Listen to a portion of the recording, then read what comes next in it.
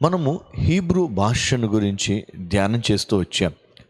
Hebrew భాషలో 22 అక్షరాలు ఉంటాయి.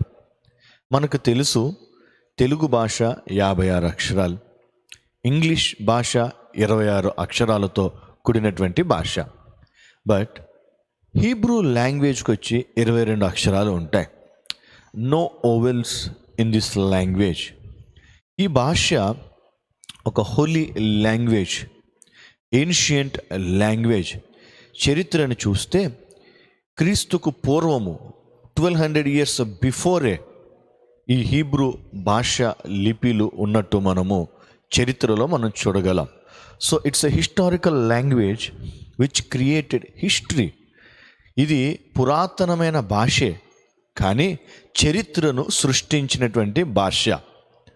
నేను ఈ భాషను గురించి ఆలోచిస్తున్నప్పుడు, ధ్యానం చేస్తున్నప్పుడు, ఈ భాష ఇట్స్ అ హోలీ లాంగ్వేజ్. ఇది పరిశుద్ధమైన భాషే, నిజమే. It's a revolutional language. ఇది ఒక 70 మంది ప్రత్యేకంగా పండితులు ప్రార్థనాపూర్వకంగా ఈ లిపిని సిద్ధపరిచారు. So it's a revolutional language, అంటే ప్రత్యక్షతతో కూడినటువంటి భాష. వాస్తవమే. కానీ నేను వాక్యాన్ని ధ్యానిస్తున్నప్పుడు, చరిత్రను చదువుతున్నప్పుడు నాకు అర్థమైన సంగతి ఏంటో చెప్పినా, it's a language of prayer. ఇది ప్రార్థన కొరకు సిద్ధపరచిన ఒక ప్రత్యేకమైన భాష. It's a language of prayer. ఎందుకంటే మొదటి అక్షరం ఆలేఫ్ అంటే క్రియేటర్, మాస్టర్, లార్డ్, గాడ్.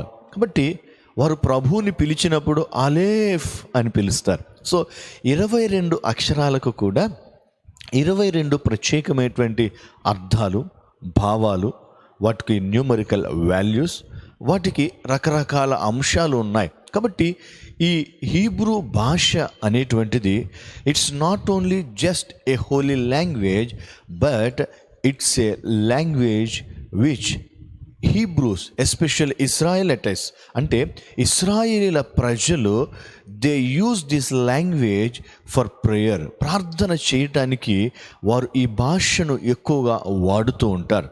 అందుకనే ఈ భాష ఇంతవరకు అంతరించిపోలేదు. ఇశ్రాయేలీలలో ప్రతి వారి నోట ఈ భాష ఎప్పుడూ ఆడుతూనే ఉంటుంది. అందుకనే దినమునకు దావీదు భక్తుడు 7 సార్లు ప్రార్థన చేసేవాడు. దానియేలు భక్తుడు 3 సార్లు ప్రార్థన చేసేవాడు. సో ఈ హీబ్రూ లాంగ్వేజ్లోనే వారు ప్రార్థనలు అలవాటు చేసుకున్నారు.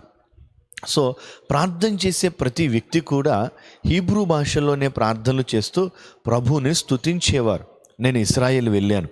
ఇశ్రాయేల్కి వెళ్ళినప్పుడు అక్కడ చాలామంది వీపింగ్ వాల్, ఏడుపుల గోడ యొద్దకు వచ్చి అక్కడ వాళ్ళు ఏడుస్తూ, ధ్యానం చేస్తూ, తోరా చదువుతూ ప్రభు సన్నిధిలో ప్రార్థిస్తూ ఉన్నారు. నాకు సరే వాళ్ళు ఏదో జనరల్గా ప్రేయర్ చేసుకుంటున్నారేమో అని అనుకున్నాను. కానీ ఈ హీబ్రూ భాషను గురించి ఎప్పుడైతే when I started studying about this Hebrew language, ఈ హీబ్రూ భాషను గురించి నేను ఎప్పుడైతే చదవటం ప్రారంభించానో, I understood it's not just a language, it's a language of prayer. చరిత్రలో ఈ ఒక్క భాష ప్రార్థన కొరకు సిద్ధపరచిన భాష, అద్భుతమైన భాష. సో దేవునితో సంభాషించటానికి వీరు హీబ్రూ లాంగ్వేజ్లో అబ్బా, తండ్రి అని, ఆలేఫ్ అని ప్రభువుని స్తుతిస్తారు. మొదటి అక్షరం మనకు తెలుసు ఆలేఫ్. చివరి అక్షరం నిన్న ధ్యానం చేశాం తౌ. సో హీబ్రూ ప్రతి అక్షరం గురించి 4 అంశాలు మీకు చెప్తూ వచ్చా. నెంబర్ 1 అపియరెన్స్, అది చూడటానికి ఎలా ఉంది. నెంబర్ 2 ఇట్స్ న్యూమరికల్ వాల్యూ, అంటే దాని సంఖ్య, విలువ. నెంబర్ 3 ఇట్స్ పిక్టోగ్రాఫ్, అంటే దాని గుర్తు లేదా సింబల్. 4వది ఇట్స్ మీనింగ్. సో ఈ 4 అంశాలను మనం ధ్యానం చేస్తూ వచ్చాం. ఒకటి అపియరెన్స్, రెండవది వచ్చేసి న్యూమరికల్ వాల్యూ, థర్డ్ వన్ వచ్చి పిక్టోగ్రాఫ్, అండ్ ఫోర్త్ వన్ వచ్చేసి ఇట్స్ మీనింగ్.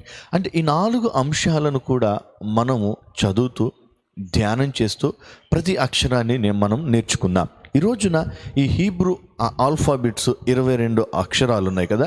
అక్షరాలు ఒక్కసారి మీరు చదువుతాను, మరొక్కసారి మీరు గుర్తు చేసుకోండి. ఆలేఫ్, బేట్, గిమేల్, దాలేత్, హే, వావ్, జాయిన్, చేత్, టేట్, యోద్, కాఫ్, లామేద్, మేమ్, నూన్, సామేక్, ఆయిన్, పే, సాదేక్, కోఫ్, రేష్, షీన్.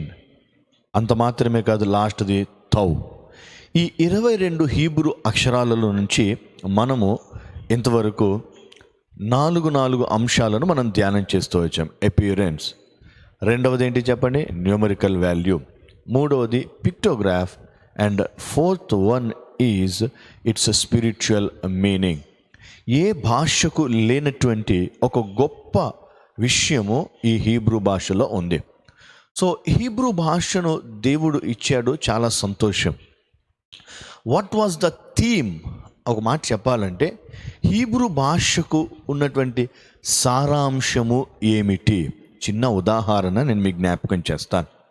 ఆ మధ్యకాలంలో చెన్నైలో ఒక దొంగతనం జరిగింది, జ్యువెలరీ షాప్లో. ముందు సెక్యూరిటీ గార్డ్ అట్లాగే ఉన్నాడు, వెనకాల ఒక చిన్న మిషన్ తీసుకొచ్చి గోడని కట్ చేసి, అంటే ఒక రంధ్రాన్ని ఏర్పాటు చేసుకొని అందులో నుండి లోపలికి వెళ్ళిపోయి మాస్క్ వేసుకొని అక్కడ ఉన్నటువంటి బంగారం అంతటిని తీసుకొని దొంగలు పారిపోయారు. పారిపోయిన తర్వాత రెండవ రోజు పలానా పేరు పొందిన బంగారపు షాప్లో దొంగతనం జరిగింది. పేపరు, న్యూస్ అన్ని చోట్ల ఇదైపోయింది. ఆ తర్వాత దొంగలు దొరికారు, దొంగలకి పనిష్మెంట్ ఇచ్చారు. సంతోషం. జాగ్రత్తగా వినండి, ఈ రోజున నేను చెప్పబోయే అంశం చాలా విలువైనటువంటిది. ఒక వ్యక్తి తప్పు చేశాడు, తప్పుకు శిక్ష విధించటం మాత్రమే కాదు, పొరపాటు చేసిన వ్యక్తికి శిక్ష విధించటం మాత్రమే కాదండి. అపవాది అయిన సాతానుడు దేవుడు తన రాజ్యంలో నిర్మించినప్పుడు లూసిఫర్గా పిలువబడ్డాడు. యెహెజ్కేలు గ్రంథములో లూసిఫర్ గురించి 28వ అధ్యాయంలో అద్భుతమైన వివరణ. ఆయన్ని వాయిద్యములు వాయించే సెల్ఫ్ ఇన్స్ట్రుమెంట్ అంటాడు ఆయనని. ఎందుకంటే ఆయన రెక్కలు ఆడించిన, ఆయన మాటలాడిన, ఆయన పాట పాడుతుంటే తన దేహములో నుంచి స్వరాలు వచ్చేట ప్రభుని గణపరిచేవట. He was an instrument to God అనే పదం కూడా ఉంది. సో అలాంటి గొప్ప వ్యక్తి మనసులో ఒక తలంపు చేస్తే ఆయన్ని త్రోసివేసేసాడు దేవుడు. పాపము చేసిన వాడిని త్రోసివేసాడు. సంతోషం. రెండవది, దేవుడు తన పోలికలో తన స్వరూపంలో మానవుని నిర్మించి ఏదెను తోటలో పెట్టాడు. కుటుంబ వ్యవస్థను స్థాపించి తన వనములో పెట్టాడు. It's a garden of God. అది దేవుడు తన స్వహస్తాలతో, ఇంకో రకంగా చెప్పాలంటే తన నోటి మాట, తాను మానవుడికి అవసరమైన రీతిలో God created a garden for human. దేవుడు మానవుడి కొరకే ఒక గార్డెన్ సిద్ధపరిచాడు, అందులో ఒక కుటుంబాన్ని పెట్టాడు. అక్కడికి కూడా ఎవరు వచ్చారు తెలుసా? సాతానుడు వచ్చాడు. త్రోసి వేయబడిన సాతానుడు వచ్చాడు. రైట్. మానవుని యొక్క మనస్సును కరప్ట్ చేసేసాడు. సో ఇన్ఫ్లుయెన్స్ చేశాడు, ఇంపాక్ట్ చేశాడు. దేవునికి అవిధేయుడుగా ఉండే విధంగా మనిషిని చేసేసాడు. అయిపోయింది, పాపం చేశారు. ఇప్పుడు ఏదైనా తోటలో నుండి ఆదాములు అవ్వలు త్రోసివేయబడ్డాడు. సో పాపము చేసిన దానికి ప్రతిఫలం ఏంటంటే శిక్ష. శిక్ష. The theme of the Hebrew language, ఇంకో రకంగా చెప్పాలంటే the theme of the Bible యొక్క సారాంశం ఏంటి, హీబ్రూ భాష యొక్క ఉద్దేశాలు ఏంటి అనేటువంటి నేను మీకు జ్ఞాపకం చేస్తున్నాను. నెంబర్ 1, మొట్టమొదటి విలువైనది ఏంటంటే, దొంగతనం జరిగినప్పుడు ఒక దొంగను పట్టుకొని శిక్షించటం ఎంత ముఖ్యమో, నష్టపోయిన వ్యక్తికి నష్టాన్ని చేకూర్చటం కూడా అంతే ముఖ్యమైనది. అది. సో హీబ్రూ భాషకు బైబిల్లో ఉన్నటువంటి సారాంశం ఏంటంటే, పాపం చేశారు, త్రోసివేయబడ్డారు. కానీ ఏం పోగొట్టుకున్నారు, మరలా ఏమి వారికి అనుగ్రహించబడాలి, అది ముఖ్యమైనటువంటి సారాంశం. దొంగతనం జరిగింది బంగారపు షాపులో. దొంగలు బంగారం ఎత్తుకుపోయారు, ఏదో ఒక షాపులో అమ్మేశారు, ఎక్కడో కొంచెం దాచిపెట్టుకున్నారు. పోలీసు వాళ్ళు దొంగల్ని పట్టుకొని వారిని జైల్లో వేయటం ఒకటే కాదు వాళ్ళ పని.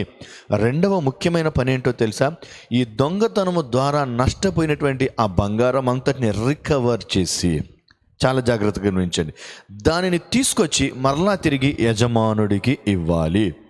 6 విషయాలు నేను మీకు జ్ఞాపకం చేస్తాను.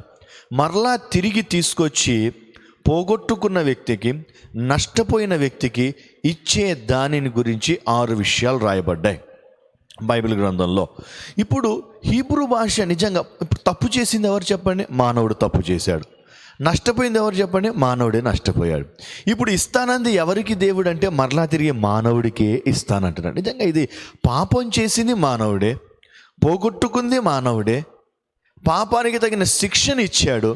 ఇప్పుడు దాన్ని మరలా తిరిగి రిస్టోర్ లేకపోతే రికవరీ చేయటానికి దేవుడు మరలా తిరిగి ఆయన లోకానికి వచ్చాడు. జాగ్రత్తగా వినండి. లోకంలో ఒక వ్యక్తి తప్పు చేస్తే ఇంకొక వ్యక్తి నష్టపోతున్నాడు. కానీ మానవుడే పాపం చేసి మానవుడే శిక్షను అనుభవిస్తున్నాడు, మానవుడే కొన్నిటిని కోల్పోయాడు. సో దేవుడు మానవుడు పోగొట్టుకున్న దానిని మరలా తిరిగి మానవుడికి ఇవ్వటాన్ని బైబిల్ గ్రంథంలో 6 పదాలు ఉపయోగించారు. మొట్టమొదటిది రికవరీ. ఇప్పుడు దాకా మనం విన్నాం కదా, బంగారం పోయింది, బంగారపు షాపు యజమాని దాన్ని మరలా తిరిగి ఆయన దొంగల్ని పట్టుకుంటే ఆయనకి సాటిస్ఫాక్షన్ లేదు. దొంగల్ని పట్టుకుంటే ఆయనకు సంతోషం కాదు. ఆయనకు కావాల్సింది ఏంటంటే దొంగలను పట్టుకొని శిక్షించినా శిక్షించకపోయినా సంబంధం లేదండి, నేను పోగొట్టుకున్న బంగారం మరలా నాకు తిరిగి రావాలి. అంతే కదండి, అంతే కదా. ఇప్పుడు మీరు దొంగను పట్టుకున్నారు, మీరు శిక్షించండి శిక్షించకపోండి, నాకు సంబంధం లేదు, నా కష్టార్జితం. సో నేను సంపాదించి పెట్టుకున్న వ్యాపారంలో ఉన్నటువంటి నా బంగారం నాకు మరలా తిరిగి రావాలి. So human values are most important than earthly things. అంటే మానవుని యొక్క జీవితానికి ఉన్నటువంటి విలువలు లోక సంబంధమైనటువంటి పరిస్థితులు, ఆశీర్వాదాలు అన్నిటికంటే విలువైనటువంటిది అదే ఆత్మీయ జీవితం అంట. సో మానవుడు ఈ ఆత్మీయ జీవితాన్ని కోల్పోయాడు, మానవుడు ఈ ఆత్మీయతను కోల్పోయాడు. సో మానవుడు పోగొట్టుకున్న దానిని మరలా తిరిగి పొందుకునేదాకా అది దేవునికి నెమ్మది ఉండదు, అటు మానవుడికి నెమ్మది ఉండదు. కాబట్టి ఈ తిరిగి ఇచ్చేదాన్ని దేవుడు బైబిల్ గ్రంథంలో ఇంచుమించు 6 రకాల పదాలతో రాయించారు. నెంబర్ 1 ఏంటిది అంటే రికవర్. నెంబర్ 1 ఏంటి చెప్పండి? రికవర్. 7 విషయాలు చెప్తానులేండి, 7 విషయాలు చెప్తాను. నెంబర్ 1 ఏంటిది అంటే నెంబర్ 1 రికవర్. సో రికవర్ అంటే ఏంటంటే మనం పోగొట్టుకున్నది వాడు ఎక్కడ దాచిపెట్టినా, ఎక్కడ దాన్ని పడవేసినా మరలా తిరిగి దాన్ని మనం ఏం చేస్తున్నాం చెప్పండి? మరలా తిరిగి మన దగ్గరికి వస్తే రికవర్ అయినట్టు లెక్క. రెండవ ప్రాముఖ్యమైన విషయం, రికవర్ అనే పదానికి మీకు ఇంకా బాగా అర్థం కావాలంటే లోన్లు అండి. లోన్లు వసూలు చేసే వాళ్ళు ఏం చేస్తారు సార్? రికవర్ చేస్తారు. ఏం చేస్తారు చెప్పండి? రికవర్ చేస్తారు. రైట్. రెండో విషయాన్ని జ్ఞాపకం చేస్తాను, రిస్టోరేషన్ అన్నాడు. ఒకటి రికవర్ అన్నాడు బైబిల్ గ్రంథంలో, రెండవ పదాన్ని దాన్ని ఉపయోగిస్తే ఏమన్నాడంటే రిస్టోరేషన్ అన్నాడు. రిస్టోరేషన్ అంటే పోగొట్టుకున్నది మరలా తిరిగి స్టోర్ చేసుకోవటం, భద్రపరుచుకోవటం. ఇదిగో నేను నీకు ఇచ్చానయ్యా, నీది నీకు ఇచ్చేస్తున్నాను, జాగ్రత్త, రిస్టోర్ చేసుకో. మరలా తిరిగి రీస్టోర్, మరలా తిరిగి సమకూర్చబడుట అని అర్థం. మరలా తిరిగి సమకూర్చబడుట. ఏదైతే పోగొట్టుకున్నామో, దేనినైతే మనం పాడు చేసుకున్నామో దాన్ని మరలా తిరిగి దాన్ని మనము సమకూర్చుకొనుట. అసలు మానవుడు ఏం పోగొట్టుకున్నాడండి? నెంబర్ 1 జీవాన్ని పోగొట్టుకున్నాడు. నెంబర్ 2 పరిశుద్ధతను పోగొట్టుకున్నాడు. నెంబర్ 3 విజన్ పోగొట్టుకున్నాడు, దర్శనాన్ని పోగొట్టుకున్నాడు. నెంబర్ 4 ఫెయిత్ఫుల్నెస్, నమ్మకత్వాన్ని పోగొట్టుకున్నాడు. ఏదేను తోటలో పెట్టి దేవుడు నేను మిమ్మల్ని నమ్ముతున్నాను, మీకు ఒక మాట ఇస్తున్నాను, ఇగో ఇది మీరు ముట్టకూడదు, నా మాట వింటున్నారు అని నేను మిమ్మల్ని నమ్ముచున్నాను అన్నాడు. ఆ మాట మీరేశారు. ఇప్పుడు ఏం పోగొట్టుకున్నారు తెలుసా? నమ్మకత్వాన్ని పోగొట్టుకున్నారు, జీవాన్ని పోగొట్టుకున్నారు. నెంబర్ 2, పరిశుద్ధతను పోగొట్టుకున్నారు. నెంబర్ 3, విజన్, దర్శనాన్ని పోగొట్టుకున్నారు. నెంబర్ 4, దర్శనం అంటే వేరేది కాదండి, దేవుణ్ణి చూచే కన్నులు పోగొట్టుకున్నారు, దేవుడితో మాట్లాడే అనుభవాలు పోగొట్టుకున్నారు, దేవునితో గడిపే సమయాన్ని పోగొట్టుకున్నారు, దేవునితో గడిపే సమయము అన్నిటిని పోగొట్టుకున్నారు. నెంబర్ 4, ఫెయిత్ఫుల్నెస్, నమ్మకత్వాన్ని పోగొట్టుకున్నారు. ఇలాగున ఏదేను వనములో వీరు జీవాన్ని కోల్పోయారు, పరిశుద్ధతను కోల్పోయారు, దర్శనాలు కోల్పోయారు కదండి. విజన్ అంటే దర్శనాన్ని పోగొట్టుకున్నారు, నమ్మకత్వాన్ని పోగొట్టుకున్నారు, మహిమను పోగొట్టుకున్నారు. ఇప్పుడు దేవుడు లోకానికి ఎందుకు వచ్చాడు? ఈ భాషను ఇవ్వటానికి గల కారణం ఏంటి? బైబిల్ గ్రంథాన్ని ఇవ్వటానికి గల కారణం ఏంటంటే, పోగొట్టుకున్న ప్రతీది కూడా మరలా తిరిగి సమకూర్చబడాలి. అందుకనే అలా సమకూర్చబడాలి అంటే అందరూ ప్రభు సన్నిధిలో ప్రార్థన చేయాలి, మోకరించాలి, కన్నీరు విడవాలి, ఆయన పాదాల మీద పడి ఏడుస్తూ ప్రార్థన చేయాలి. అందుకనే దేవుడు వారికి రిస్టోర్ చేయటానికి దేవుడు వారికి ఒక భాషనిచ్చాడు. ఆ భాషలో ప్రార్థన ఉంది. ఆ భాష మాట్లాడుతుంటే, దేవునితో మాట్లాడుతున్నప్పుడు అందులో వారి భావాలు బయటకు వస్తాయి, అందులో వారి దుఃఖాలు బయటకు వస్తాయి, అందులో నుండి వారికి ఉన్నటువంటి హృదయ స్పందనలు బయటకు వస్తాయి. So it's a language of prayer to restore, మరలా తిరిగి సమకూర్చబడటం. ఇంకొక మాట మీకు చెప్పాలి అంటే, ఇశ్రాయేలీల ప్రజలు చెదరిపోయి వివిధ ప్రాంతాల్లో, వివిధ దేశాల్లో వారు స్థిరపరచబడ్డారు. ఒక రోజున బూర ఊదబడుతుంది, ఒక రోజున దేవుడు స్వరము వినబడుతుంది, ఒక రోజున ఇశ్రాయేల్ ప్రజలు, యూదులు, ప్రత్యేకంగా యెరూషలేములో ఉన్నటువంటి యాజకులు వారు కొమ్ములను పట్టుకొని బూరలను ఊదబోతున్నారు. ప్రపంచవ్యాప్తంగా ఉన్నటువంటి యూదులందరూ అంటే రిస్టోర్, చెదరిపోయిన వారు మరలా తిరిగి సమకూర్చబడుట. దాన్ని ఏమంటారు తెలుసా? రిస్టోరేషన్ అన్నారు. దానియేలు కాలంలో 75 సంవత్సరాలు పూర్తి అయిపోయిన తర్వాత మరలా తిరిగి రిస్టోరేషన్. సో ఈ రోజుల్లో మనకు కావలసిన రెస్టోరేషన్ ఏంటిది అంటే, దేవుని నుండి దూరం అయిపోయిన సమాజము, దేవుని నుండి దూరం అయిపోయిన ప్రజలమైన మనము మరలా తిరిగి దేవుని దగ్గర సమకూర్చబడాలి. దేవుని దగ్గర ఏమవ్వాలి చెప్పండి? మనం సమకూర్చబడాలి. ఇంటిలో గొడవ అయిపోయింది, కొడుకు పొరపాటు చేశాడు, తప్పు చేశాడు, ఇంట్లో నుంచి వెళ్ళగొట్టేశాడు. తండ్రి ఇంట్లో నుంచి వెళ్ళగొట్టిన తర్వాత వాడు మారిపోయాడు, వాడి ప్రవర్తన మారిపోయింది, వాడి బుద్ధి మారిపోయింది, వాడు కష్టపడుతున్నాడు, వాడు పని చేస్తున్నాడు. ఇప్పుడు తండ్రి ఏమంటాడు తెలుసా? అరే నా దగ్గరకు వచ్చేయరా, మరలా తిరిగి అందరం కలిసి సంతోషంగా ఉందాం. ఒకప్పుడు నువ్వు పొరపాటు చేసావని నేను నిన్ను ఇంట్లో నుంచి వెళ్ళగొట్టానే తప్ప వేరే ఉద్దేశం ఏమీ లేదురా, రారా అని పిలుస్తాడు. రిస్టోరేషన్ అంటే మరలా తిరిగి దేవుని దగ్గర సమకూర్చబడుట. యూదులందరూ యెరూషలేములో సమకూర్చబడతారు, సంఘమంతా దేవుని పాదాల దగ్గరకు వచ్చి సమకూర్చబడాలి. పాపము చేసి దేవునికి దూరమైన ప్రతివాడు దేవుని దగ్గర సమకూర్చబడాలి. చిన్న ఉదాహరణ, చాలా సంవత్సరాల క్రితం ఒక సంగతి జరిగింది. ఏంటో సంగతి అంటే, మా దగ్గర హాస్టల్లో నుంచి ఒక పిల్లవాడు ఉన్నాడు. ఆ పిల్లవాడు పొరపాటు చేస్తున్నాడు, హెచ్చరించారు, తప్పు చేశారు. అయినా సరే వాడు ఇంకా మారట్లేదు. అరే నువ్వు ఇంట్లోంచి వెళ్ళిపోరా, నువ్వు అస్సలు మాటినట్లేదు, మీ చుట్టాల ఇంటికి వెళ్ళిపోరా అని చెప్పేసి వాడిని ఇంట్లో నుంచి బయటికి పంపించేశాం.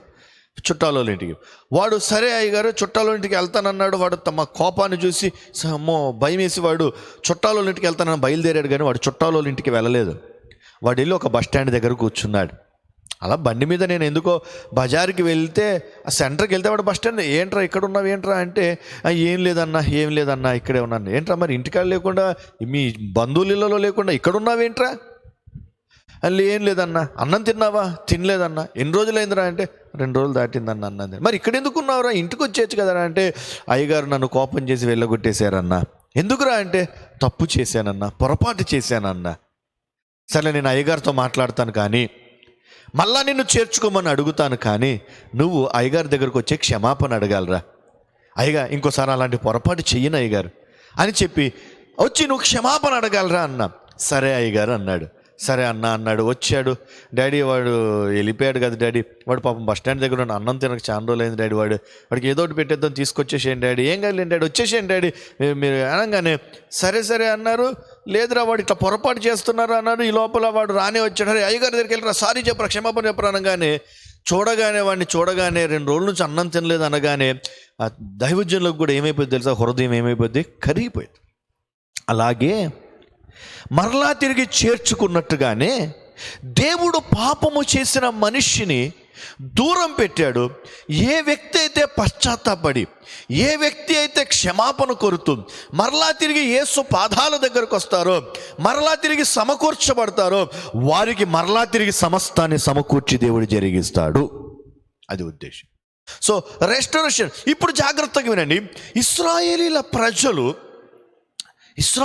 ప్రజలు వారు ఈ భాషను మాట్లాడుతూ లేదా ఈ భాషను ఉద్దేశించి వారు ప్రభువుని స్తుతిస్తున్న ప్రతి సందర్భంలో దేవుని కోపం అంతా కూడా తగ్గిపోయి, అందుకని బైబిల్ గ్రంథంలో రాయబడింది తెలుసా, ఆయన కోపము నిమిషం మాత్రమే, కానీ ఆయన దయ, ఆయన కనికరము తరతరములు నిలుచును అన్నాడు. కాబట్టి ప్రాముఖ్యమైన విషయం ఏంటంటే, ఇశ్రాయేలు ప్రజల కోపం, వాళ్ళ మీద దేవుడికి ఎందుకు అంత కోపం అంటే, దేవుడు కొన్నిసార్లు వారికి ఎన్నిసార్లు చెప్పినా వారు మాట వినని స్వభావాలు. ఆదాము దగ్గర పొరపాటే, వాడిని ఏర్పరచుకున్న తర్వాత పొరపాటే, అబ్రహాము నడుస్తున్నప్పుడు పొరపాటే, బానిసత్వంలోకి వెళ్ళిపోయారు 400 సంవత్సరాలు. ఇశ్రాయేలు ప్రజలను విమోచించిన తర్వాత పొరపాట్లే. వారిని నడిపిస్తున్న ప్రతి సందర్భంలో వారి పొరపాట్లు చేస్తూనే ఉన్నారు. అందుకనే దేవుడు వారికి ఒక భాషనిచ్చాడు. ఆ భాషతో అబ్బా అని ప్రార్థన చేయాలి, పశ్చాత్తాపడాలి. దేవుని దగ్గరకు వచ్చి పశ్చాత్తాపడినప్పుడు దేవుడు వారిని క్షమించి మరలా తిరిగి వారికి పాత స్థితిని సమకూర్చడానికి దేవుడు వారి మీద కనికరాన్ని చూపిస్తున్నాడు. అందుకనే 1000 మందికి కృప చూపించుటకు కూడా ఆయన శక్తి కలిగిన వాడు. అందుకే దేవుడు వాక్యం ఏమని సెలవిస్తుందో తెలుసా, యూదుడని లేదండి, గ్రీసు దేశస్థుడని లేదండి, ఇగో తన నామమును బట్టి ఎవరు ప్రార్థన చేసినా ఆయన కృప చూపుటకు ఆయన ఐశ్వర్యవంతుడై ఉన్నాడు. అందుకనే ఇశ్రాయేలు ప్రజలు ప్రార్థన చేసుకోవటానికి, ఇంకో రకంగా చెప్పాలంటే వారు ప్రార్థనాపూర్వకంగా మాట్లాడటానికి ఈ భాషనిచ్చాడు. కేవలం ప్రార్థన చేయడానికి కోసం భాష కాదండి, అర్థం చేసుకోవడానికి ప్రయత్నం చేయండి. వారు మాట్లాడే భాషలో ప్రార్థన అంశాలు ఉంటాయి. వారు మాట్లాడే ప్రతి మాట ప్రార్థనాపూర్వకంగా ఉండాలని దేవుడు ఈ భాషనిచ్చాడు. ఆ అక్షరాలను నేను పలుకుతున్నానే, ఆయన నామమును వ్యర్థంగా ఉచ్చరించకూడదు. వారు మాట్లాడే ప్రతి హీబ్రూ లాంగ్వేజ్లో ప్రతి అక్షరాల్లో దేవుని మాట ఉంటుంది. కాబట్టి వారు మాట్లాడే భాష వ్యర్థముగా ఉచ్చరించకుండా వారు దైవికంగాను, వాక్యానుసారంగాను, ప్రార్థనాపూర్వకంగాను, దైవ భయముతో మాట్లాడాలని దేవుడు ఆ భాషను వారికి ఇచ్చాడు. సందర్భంలో నిజంగా నాకు ఆలోచిస్తుంటే ఇప్పుడు మనసులో అనిపిస్తోంది, దేవుడు ఏదైనా వనంలో చెట్టు పెట్టింది భయం కోసం పెట్టాడు. నా పైన ఒక దేవుడు ఉన్నాడు, నా పైన ఒక నాయకుడు ఉన్నాడు, సృష్టికర్త ఉన్నాడు, కేవలము లోబడతారా లేదా అనటానికి మాత్రమే ఆ చెట్టును పెట్టుంటాడండి దేవుడు. ఆ చెట్టును చూచినప్పుడల్లా మాకు పైన దేవుడు ఉన్నాడని వాళ్ళకి గుర్తుకు రావాలండి. సో దేవుడు ఏదైనా వనములో చెట్టుని పెట్టింది భయము కలిగి ఉండటానికి. మమ్మల్ని చూచే వ్యక్తి ఉన్నాడు, మమ్మల్ని గమనించే వ్యక్తి ఉన్నారు, మమ్మల్ని చూస్తున్నారు ఒకరు, ఆయనే సృష్టికర్త అనే దైవ భయము కలిగి ఉండటానికి ఏదైనా వనములో ఒక చెట్టును పెట్టాడు దేవుడు. దేని కొరకు తెలుసా, భయమును కలిగి ఉన్నాడు. ఆ తర్వాత దేవుడు ఇశ్రాయేలు ప్రజలను నడిపిస్తూ వచ్చిన తర్వాత 10 ఆజ్ఞల పలకలు ఇచ్చాడు. 10 ఆజ్ఞల పలకలు అవి చదువుతున్నప్పుడు కానీ అది వింటున్నప్పుడు కానీ వీళ్ళలో ఏం కలగాలి తెలుసా, దైవ భయము కలగాలి. సో దేవుడు 10 ఆజ్ఞలు ఇచ్చింది కూడా భయం కోసమే. ఏదైనా వాళ్ళలో చెట్టు పెట్టింది భయం కోసమే. 10 ఆజ్ఞల పలకలు ఇచ్చింది భయం కోసమే. దేవుడు ప్రవక్తలను, యాజకులను నియమించింది, ఒక క్రమాన్ని నియమించింది భయం కోసమే. బైబిల్ గ్రంథాన్ని దేవుడు మనకు అనుగ్రహించింది భయం కోసమే. భయం కోసం. నిజమే కదండి. బైబిల్ గ్రంథం హీబ్రూ, గ్రీక్, లాటిన్ ఈ 3 భాషల్లో కలిపి వ్రాయబడింది అంటారు చరిత్రకారులు ఒరిజినల్గా. బైబిల్ని దేవుడు మనకిచ్చింది, ఇది చదువుతున్నప్పుడు దైవ భయం పుట్టాలి. తన కుమారుడైన క్రీస్తుని లోకానికి పంపించి ఆయనను మానవాళి కొరకు సిలువలో ప్రాణత్యాగంగా అర్పించింది దేని కొరకంటే, అయ్యో మేము పాపములో ఉన్నామే, మా పాపములు క్షమించకపోతే, మా పాపములు క్షమించబడకపోతే మేము నరకములోనికి వెళ్ళిపోతామే అనే భయము కలగాలి. సో కాన్సెప్ట్ ఏంటంటే, దేవుడు కుటుంబ వ్యవస్థను ప్రారంభించింది ఏదెను వనములో. మరలా తిరిగి ఒక కుటుంబంగా మరలా తిరిగి దేవుని సన్నిధిలో మనమందరం సమకూర్చబడబోతున్నాం. ఈ మధ్యలో జరగాల్సిన ప్రతి క్రియలో నీకు నాకు ఉండాల్సింది ఏంటో తెలుసా? దైవ భయము ఉండాలి. ఈ హీబ్రూ భాష కేవలం ప్రార్థనతో కూడినది మాత్రమే కాదు, కానీ దైవ భయాన్ని పుట్టించి మరలా తిరిగి దేవుని పాదాల దగ్గరకు వచ్చి వీరందరూ సమకూర్చబడి పాప క్షమాపణ పొందుకొని దైవ చిత్తానుసారమైన దుఃఖాన్ని పొందుకొని వీరందరూ మరలా దేవుని దగ్గర సమకూర్చబడాలి. మొదటిది రికవర్, రెండవది రెస్టోరేషన్, రెస్టోర్. దేవుని దగ్గర మరలా తిరిగి మనం సమకూర్చబడాలి అంటే దైవ భయముతో ఆయన దగ్గరికి రావాలి.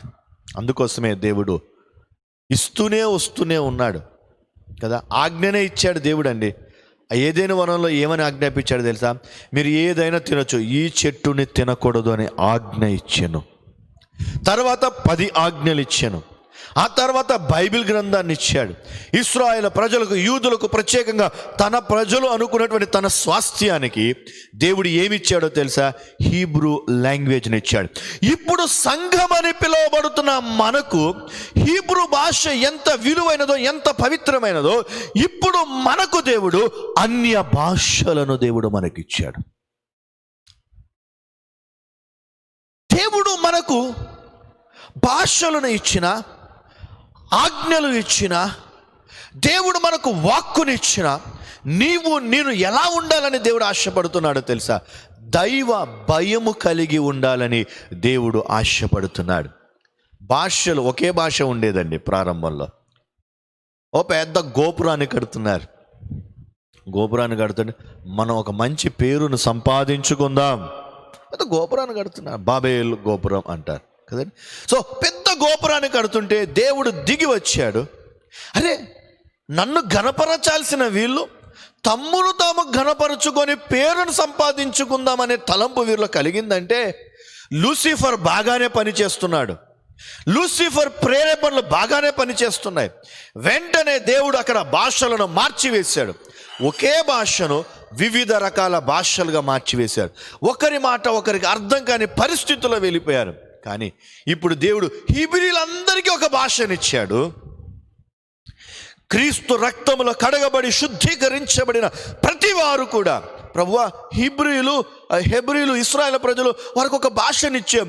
వారు పలికే ప్రతి మాటలో, అబ్బా తండ్రి క్షమించు ప్రభువా, నువ్వు సత్యవంతుడి ప్రభువా, నువ్వు జీవము కలిగిన దేవుడో ప్రభువా అని వారి భాషలతో మాట్లాడుతున్నప్పుడు నిన్ను స్తుతిస్తున్నారు కదా ప్రభువా.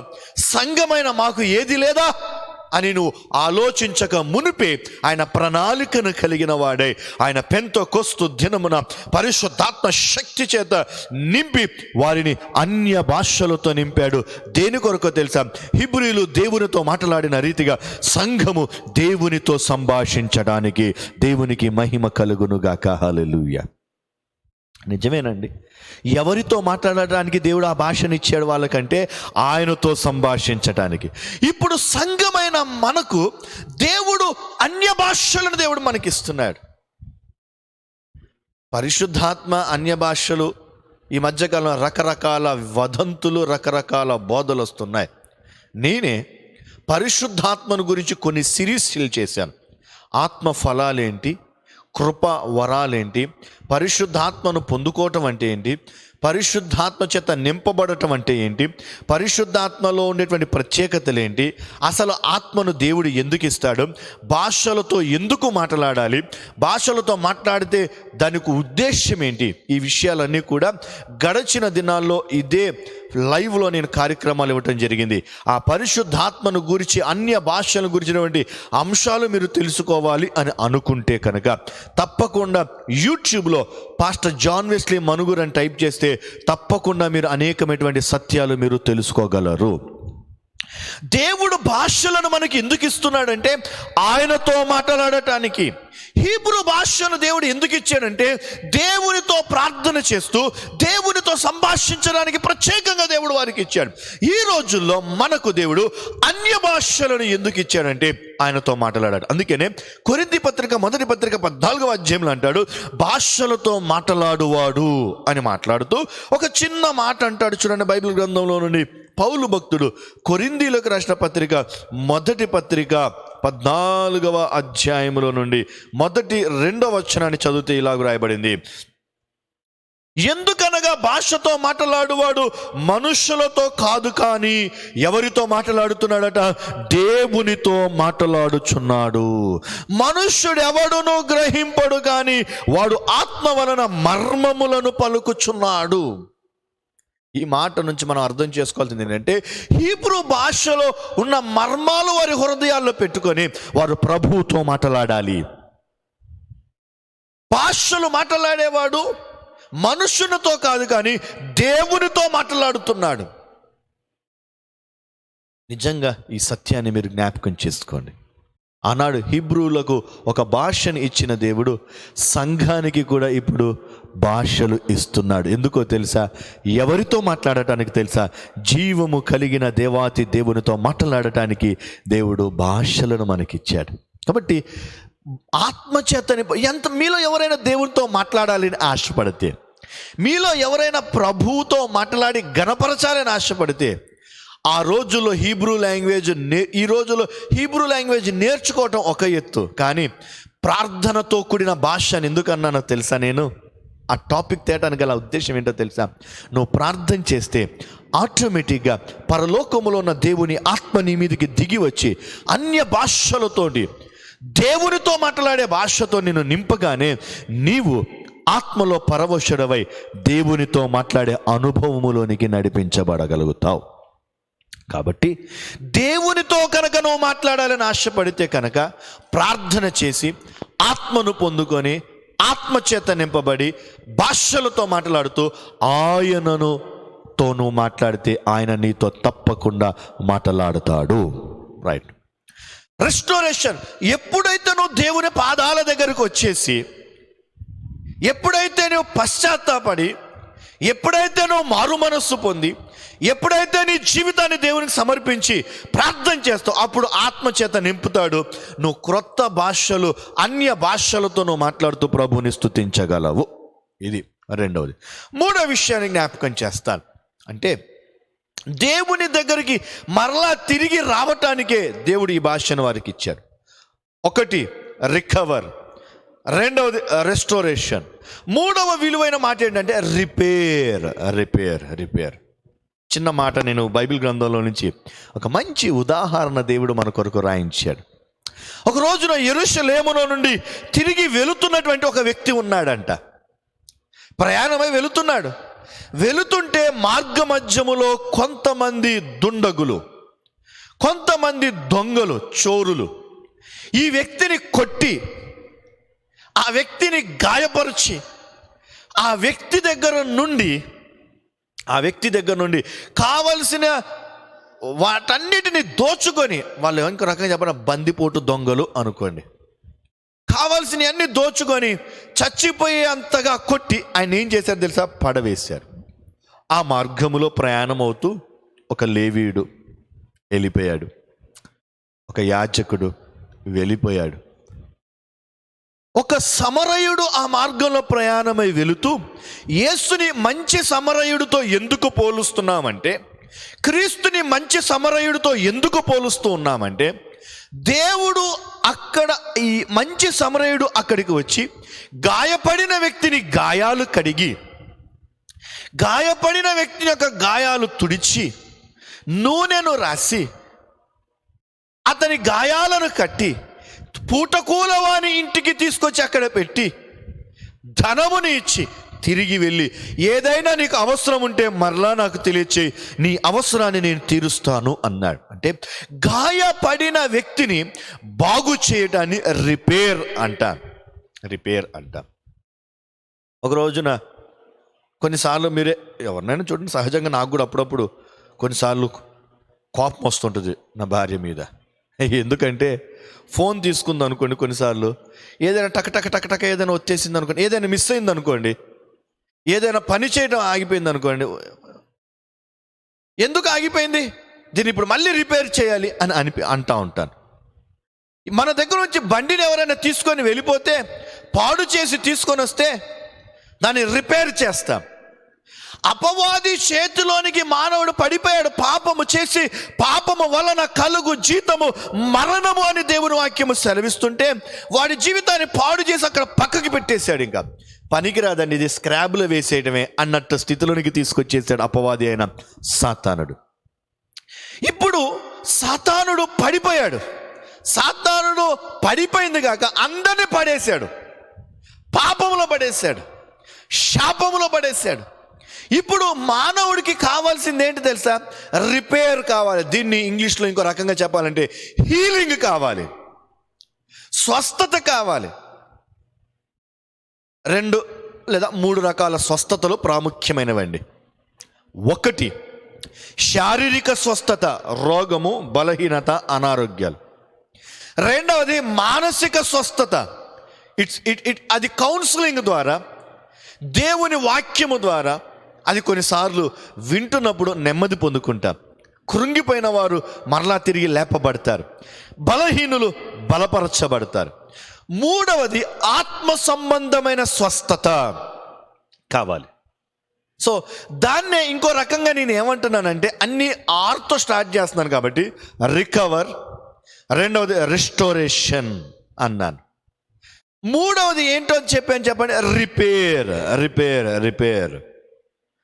రిపేర్. జాగ్రత్తగా వినండి. దేవుని వాక్యము సెలవిస్తుంది, పోగొట్టుకున్నది తిరిగి ఇవ్వటం ఒక ఎత్తు అయితే, మనం తిరిగి దేవుని పాదాల దగ్గరికి రావటం ఒక ఎత్తు అయితే, గాయపరచబడిన నీ జీవితం సరిచేయబడటం మరి ఒక ఎత్తు, రిపేర్ చేయబడుట. సో దేవుడు ప్రార్థన విని ఇశ్రాయేలు ప్రజలను ఎప్పటికప్పుడు బాగు చేస్తున్నాడు. గాయపరచువాడు ఆయనే, బాగు చేయువాడును ఆయనే. గాయపరచడం అంటే ఎలా గాయపరుస్తున్నాడు తెలుసా? దేవుడు బెత్తము వాడకుండా పిల్లవాడు మారటం కష్టం అని వాక్యం సెలవిస్తుంది. బెత్తము వాడకపోతే పిల్లవాడు సన్మార్గంలోనికి రాడు. కొన్నిసార్లు మన మాటలు వినరు. అలాగే దేవుని మాటను వినకపోతే దేవుడు వారిని కొన్నిసార్లు బానిసత్వంలోకి నడిపిస్తున్నాడు, కొన్నిసార్లు తెగుళ్ళు పంపిస్తున్నాడు, కొన్నిసార్లు వ్యాధులు పంపిస్తున్నాడు, కొన్నిసార్లు అనారోగ్యాలు పంపిస్తున్నాడు, కొన్నిసార్లు వైరస్లు పంపిస్తున్నాడు. ఆ వాటి ప్రభావాన్ని బట్టి మానవులు ఏమవ్వాలో తెలుసా? పశ్చాత్తాపడి మరలా తిరిగి దేవుని దగ్గరికి రావాలి. 2 రకాలుగా అండి. 1 నిన్ను నీవు రిపేర్ చేసుకోగలిగిన స్థితి, 2వది దేవుడే నిన్ను రిపేర్ చేయగలిగిన స్థితి. ఉదాహరణ, మనల్ని మనం రిపేర్ చేసుకోవటం బైబిల్లోంచి ఒక మంచి ఉదాహరణ చెప్పాలి అంటే, దేవుడు ఒక దినమున ఒక ప్రవక్తని పిలిచి, యోనా అనే ప్రవక్తని పిలిచి, పలానా ప్రాంతానికి వెళ్ళు, ఆ ప్రాంతంలో ఉన్న ప్రజలు నాకు నచ్చట్లేదు, అక్కడ వ్యాపారముల కొరకు అనేక మంది వస్తూ ఉన్నారు, అక్కడ జరుగుతున్నటువంటి వివిధ రకాల ఎడ్యుకేషన్ సిస్టమ్, ఆ నినేవే పట్టణం it's not an ordinary town అండి. ఈ రోజుల్లో 1,00,000 మంది జనాభా ఉంటేనే మామూలు ఒక మంచి ఊరండి, టౌన్ అండి అన్నట్టుగా, ఆ రోజుల్లో కొన్ని సంవత్సరాల, వేల సంవత్సరాల క్రితం నినేవే పట్టణ పరిస్థితి ఎలాంటిదో తెలుసా అండి? అప్పటికే 1,00,000 మంది జనాభా ఉన్నటువంటి సంఖ్య కదా. అందుకే నేనే యోనా గ్రంథంలో చివరి వచనాలు రాస్తాడు, ఎంత జనాభా ఉందో రాస్తాడు. అది అక్కడ సెటిల్ అయిపోయినటువంటి వ్యాపారులు, అక్కడ ఉన్నటువంటి స్థానికుల సంఖ్య మాత్రమే. వ్యాపారము నిమిత్తం వస్తూ పోతూ ఉన్నవారు ఆ ప్రాంతంలో అనేక మంది జనాలు ఉన్నారు. 1,00,000కు పైగా ఉన్నటువంటి ఆ జన సమూహముతో ఉన్నటువంటి ఆ పట్టణములో పాపం ఎక్కువైపోయింది, వ్యభిచారం ఎక్కువైపోయింది, విగ్రహారాధన ఎక్కువైపోయింది, దుష్టత్వం ఎక్కువైపోయింది. అలాంటి పరిస్థితిని చూసిన దేవాతి దేవుడు యోనాను పంపించి హెచ్చరించగానే ఇప్పుడు నినేవే పట్టణ రాజు, పశువులు, వ్యాపారం చేసేవారు, అక్కడ నివసించేవారు ప్రతి ఒక్కరూ కూడా పశువులతో సహా తమ్మును తాము బాగు చేసుకోవడానికి ఇష్టపడి, రిపేర్ చేసుకోవడానికి ఇష్టపడి, మోకరించి ప్రార్థన చేసి తమ్మును తాము క్షమాపణ అడుగుతూ దేవుని పాదాల దగ్గరికి వచ్చారు. దేవునికి మహిమ కలుగునుగాక. అర్థం చేసుకోవడానికి ప్రయత్నం చేయాలి. మనల్ని మనం రిపేర్ చేసుకోవచ్చు. అప్పుడు దేవుని కోపము, శాపము ఆశీర్వాదకరంగా మార్చబడింది. సో మనల్ని మనం రిపేర్ చేసుకోగలిగిన కొన్ని ఉంటాయి. రిపేర్ చేసుకోలేనివి ఏంటో తెలుసా? పాపము. బుద్ధిని మార్చుకోగలవు, స్వభావాన్ని మార్చుకోగలవు కదా, నీ మాటను మార్చుకోగలవు, నీ చూపును మార్చుకోగలవు, వినకూడదు అనుకొని మార్చుకోగలవు. కానీ నీలో ఉన్న పాపాన్ని రిపేర్ చేయాలంటే నీకు నాకు ఈ లోకానికి అవసరమైంది ఒకటి, అది యేసు రక్తము మాత్రమే. అందుకనే యేసు రక్తము ప్రతి వ్యక్తిని పవిత్రపరుస్తుంది, పరిశుద్ధపరుస్తుంది, బాగు చేస్తుంది అని వాక్యం సెలవిస్తా ఉంది. సో ఈ రోజున నీవు నేను అర్థం చేసుకోవాల్సిన విషయం ఏంటంటే రికవర్, రెస్టోరేషన్ అండ్ రిపేర్. మూడవది ఏంటి చెప్పండి? రిపేర్. మన జీవితాలు రిపేర్ చేయబడాలి. నిన్ను నువ్వు రిపేర్ చేసుకునేవి కొన్ని ఉన్నాయి. చెప్పే కదా, మాట, చూపు, వినటం, ప్రవర్తన, క్రియలు. కొన్ని నిన్ను నువ్వు మార్చుకొని బాగు చేసుకోగలవు. నిన్ను నువ్వు బాగు చేసుకోలేనివి, ప్రాముఖ్యమైనది నీలో నాటబడిపోయిన, వేరుపారిపోతున్నటువంటి పాపము, అది బాగు చేయబడాలంటే కేవలం యేసు ఒక్కడు మాత్రమే దాన్ని బాగు చేయగలడు. నువ్వు చేసే నీతి పనులు, 10 మందికి అన్నదానం చేస్తే, 10 మందికి వస్త్రాలు ఇస్తే, కష్టకాలంలో డబ్బులు సహాయం చేస్తే ఒక పాపి నీతిమంతుడుగా ఎంచబడడు. అందుకని దేవుడు అన్నాడు కదా, 99 నీతిమంతుల కంటే రక్షణ లేని 99 నీతిమంతుల కంటే రక్షింపబడిన ఒక్క పాపి విషయమే ప్రభు ఏం చేస్తాడంట? సంతోషిస్తాడు. అది ముఖ్యమైనది. బట్ రిపేర్ చేయబడాలి. మూడవది, 4వ ప్రాముఖ్యమైన అంశాన్ని జ్ఞాపకం చేస్తాను. రీబర్త్. ఒకటి recover, restoration, repair, and the 4th major important thing is rebirth. పునర్జన్మ. నిజంగా ఈ మాటని చెప్తే కొన్నిసార్లు ఆశ్చర్యం అనిపిస్తుంది. ఏంటిది అదంటే, ప్రమాదం తప్పింది అనుకోండి, అమ్మో మళ్ళా తిరిగి బతికినట్టేనండి నేను. ఎవరైనా ఒక వ్యక్తి ఇప్పుడు కరోనాలోంచి బయటపడ్డ వ్యక్తి ఏంటంటే, పునర్జన్మ అండి, నేను మళ్ళీ తిరిగి బతికినట్టేనండి అంటే, ఒక బలహీనత చేత బాధపడితే, ఒక ప్రమాదము నుండి తప్పించబడితే, ఒక రోగము నుండి నువ్వు బయటకు వస్తే, మరలా తిరిగి బతికానండి అని నువ్వు ఎలాగ అనుకుంటున్నావో, అలాగే పాపములో ఉన్న ప్రతి వ్యక్తి, లోకములో బ్రతుకుతున్న ప్రతి వ్యక్తి దేవుని రాజ్యములోనికి ప్రవేశించాలి అంటే, ఆయనతో మరలా తిరిగి సహవాసాన్ని కలిగి జీవించాలంటే, ఆయన దగ్గరికి నువ్వు చేరాలి అంటే కావాల్సింది ఏంటో తెలుసా? పునర్జన్మ. యేసు ప్రభుల వారు ఒక రోజున ఉంటే ఒక ఆయన వచ్చాడు. ఆయన పేరు ఏం పేరంటే నికోదిమస్. పరిసయ్యులు చెడ్డ గురించి మాట్లాడతాం, కానీ పరిసయ్యుల్లో చాలా పవర్ఫుల్ మంచి క్యారెక్టర్స్ ఉంటాయండి పరిసయ్యులలో. అందులో ప్రత్యేకంగా నికోదేమస్ అనేటువంటి ఈ పరిసయ్యుడికి ఉన్నటువంటి ప్రత్యేకత ఏంటో తెలుసా? సత్యాన్వేషణ. ఇతడు మంచిని వెతకాలి. ఎవరు మాట్లాడినా తొందరపడ్డు, ఎవరు ఏది బోధించినా కొట్టివేయడు. ఇది నిజమా కాదా అని సంఘములో అపోస్తుల కార్యగ్రంథంలో మనం చూసినట్టు పరిశీలన చేస్తూ వాక్యము నిజమే కాదని పరిశీలన చేసినట్టు ఈ పరిసయ్యుడు నికోదేమస్ కూడా పరిశీలన చేసేవాడట. యోహాను సువార్త 3వ అధ్యాయంలో రాయబడినటువంటి శ్రేష్టమైన మాటలు చెప్తున్నాను. అప్పుడు యేసు ప్రభుల వారు నికోదేమస్తో మాట్లాడుతూ చెప్పినటువంటి విలువైనటువంటి మాట ఏమిటి అంటే 3వ అధ్యాయము 3వ వచనం. అందుకు యేసు అతనితో, ఒకడు క్రొత్తగా జన్మించితేనే కానీ పునర్జన్మ, మరలా తిరిగి జన్మించితే కానీ, రీబర్త్ అంటే అందుకని అంటాడు క్రొత్తగా జన్మించితేనే కానీ అతడు దేవుని రాజ్యమును చూడలేడు. అసలు ఆయన అడిగింది ఏంటి? క్వశ్చన్ ఏంటి? నికోదేమస్ ఏమని మాట్లాడుతున్నాడు అసలు? పైగా ఆయన ఏమంటున్నాడంటే బోధకుడా. అసలు బోధకుడా అంటే హీబ్రూ భాషలో ఏంటో తెలుసా? రబ్బీ అని బోధకుడు అనే పదాన్ని అలేఫ్ అంటారు. మీరు ఇశ్రాయేలులో మాట్లాడే ప్రతి మాటలో హీబ్రూ భాష మనకు కనపడుతుంది. బోధకుడా, నీవు దేవుని యొద్ద నుండి వచ్చిన బోధకుడవని మేము ఎరుగుదుము.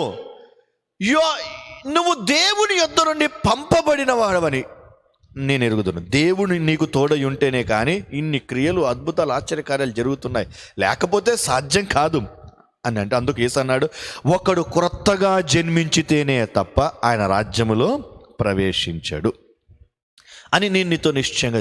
అప్పుడు దేవుడు 5వ వచనంలో అంటాడు, ఒకడు నీటి మూలముగాను ఆత్మ మూలముగాను జన్మించితేనే. సో ఒక వ్యక్తి రీబర్త్ డిపెండ్స్ ఆన్, అంటే ఒక వ్యక్తి యొక్క మరలా తిరిగి జన్మించటం అనేటువంటిది రెండిటి మీద ఆధారపడి ఉంది.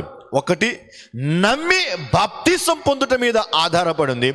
రెండవది పరిశుద్ధాత్మ చేత నింపబడి భాషలతో మాట్లాడే అనుభవం మీద ఆధారపడి ఉంది. అది లెక్క. అసలు అంశానికి వచ్చేస్తున్నాను.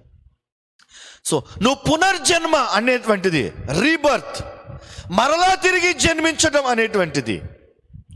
పునర్జన్మ అనే పదాన్ని కొన్నిసార్లు వాడాలా వద్దా అని, ఎందుకంటే పునర్జన్మలు 7 జన్మలు ఉంటాయి.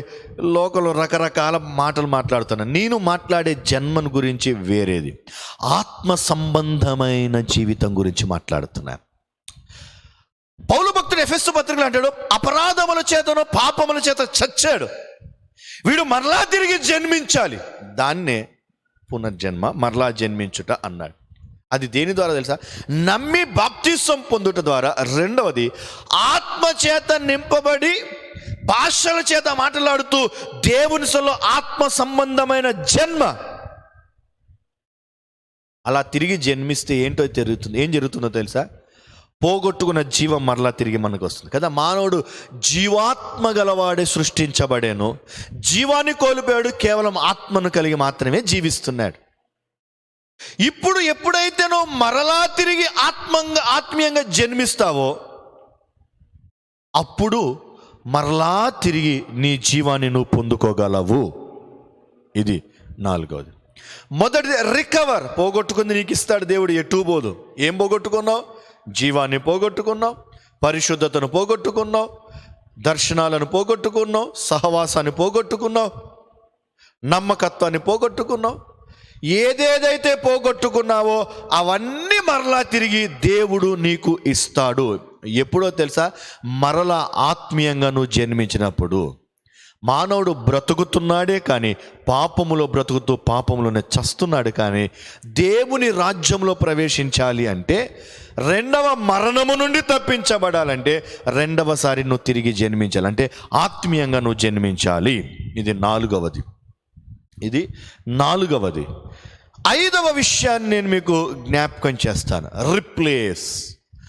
ఒకటి రికవర్, రెండవది రెస్టోరేషన్, మూడవది రిపేర్, ఫోర్త్ది rebirth, and 5th one is replace. Replace. Replace అంటే అర్థం ఏంటి చెప్పండి? రిప్లేస్ అంటే అర్థం ఏంటి చెప్పండి? మార్పు చేయుట. రిప్లేస్. ఉదాహరణ, మొన్న ఈ మధ్యకాలంలో మా ఫ్యాన్లు కొన్ని ఆగిపోయినాయి. ఏంటిది ఆగిపోయినాయి అని చూస్తే లోపల కాయిల్స్ కొన్ని కాలిపోతే వాటిని కొత్త కాయిల్స్ వేయించాను, రీప్లేస్ చేయించాను. కెపాసిటర్ పాడైపోతే రీప్లేస్ చేశా, కొత్త కెపాసిటర్ వేసాను. రీప్లేస్ అంటే క్రొత్తది కదా. దీన్నే రీప్లాంటేషన్ అని కూడా అంటారు కదండి. దేనికి తెలుసా? ఒక వ్యక్తి జీవితంలో కిడ్నీ కానీ ఏదైనా పాడైపోతే మరలా క్రొత్త కిడ్నీ వేయటం. ఆ మధ్యకాలంలో మా నాన్నగారు ఒక సాక్ష్యాన్ని చెప్తుంటే ఆశ్చర్యం అనిపించింది. లంగ్స్ ఉన్నాయి కదండి, లంగ్స్ ఉన్నాయి కదా. మా నాన్నగారి బంధువులలో ఒకరికి లంగ్స్లో ఒక లంగ్ అంతా పూర్తిగా ఇన్ఫెక్ట్ అయిపోయిందంట.